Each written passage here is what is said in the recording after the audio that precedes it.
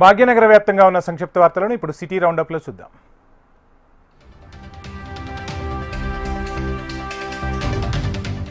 Banjara Hills road number 1లోని star hotel అయిన తాజ్ బంజారా హోటల్లోనూ జీహెచ్ఎంసీ అధికారులు సీజ్ చేశారు. ఈ హోటల్ నిర్వాహకులు గడిచిన 2 సంవత్సరాలుగా పన్ను చెల్లించడంలో తాత్సార్యం చేయడంతో పాటు పలుమార్లు నోటీసులు జారీ చేసినా స్పందించలేదని, ఆఖరుకు రెడ్ నోటీసులు సైతం జారీ చేశామని ఏఎంసీ ఉప్పలయ్య తెలిపారు.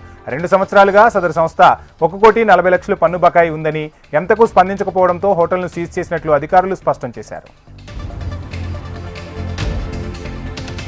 మెడికల్ ఫిట్నెస్లో ఉన్నత ప్రయోగానికి శ్రీకారం చుట్టింది హైదరాబాద్లోని రోజ్ మెడికల్ ఫిట్నెస్ సెంటర్. దేశంలోని మొట్టమొదటి హైపర్ బ్యారిక్ ఆక్సిజన్ మిషన్ని అందుబాటులోకి తీసుకొచ్చింది.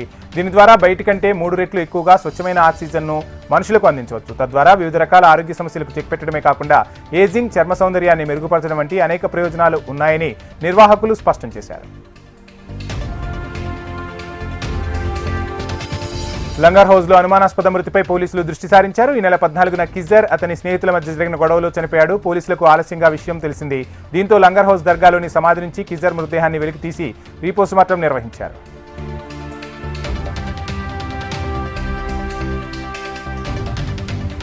ట్రావెల్స్ పేరుతో కార్లను అద్దెకు తీసుకుని విక్రయిస్తున్న ముఠాను పోలీసులు అరెస్టు చేశారు. కార్ల యజమానుల ఫిర్యాదుతో ప్రధాన చీటర్ విశ్వపనీంద్రను పోలీసులు అదుపులోకి తీసుకున్నారు. మరో 3 నిందితులు రమణ, సత్యనారాయణ, వెంకటేష్ పరారీలో ఉన్నట్టు తెలుస్తుంది. ముఠా విక్రయించిన 32 కార్లను స్వాధీనం చేసుకున్నట్టు బాలానగర్ డీసీపీ సురేష్ కుమార్ వెల్లడించారు.